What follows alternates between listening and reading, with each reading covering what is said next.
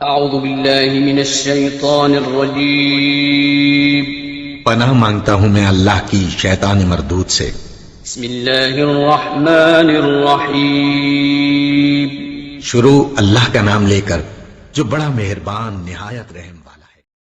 اللہ علیہ وسلم فرماتے تھے، حلال کھلا ہوا ہے اور حرام بھی کھلا ہوا ہے، اور ان دونوں کے درمیان بعض چیزیں شبہ کی ہیں جن کو بہت لوگ نہیں جانتے کہ حلال ہیں یا حرام۔ پھر جو کوئی شبہ کی چیزوں سے بھی بچ گیا اس نے اپنے دین اور عزت کو بچا لیا، اور جو کوئی ان شبہ کی چیزوں میں پڑ گیا اس کی مثال اس چرواہے کی ہے جو شاہی محفوظ چراگاہ کے آس پاس اپنے جانوروں کو چرائے۔ وہ قریب ہے کہ کبھی اس چراگاہ کے اندر گھس جائے اور شاہی مجرم قرار پائے۔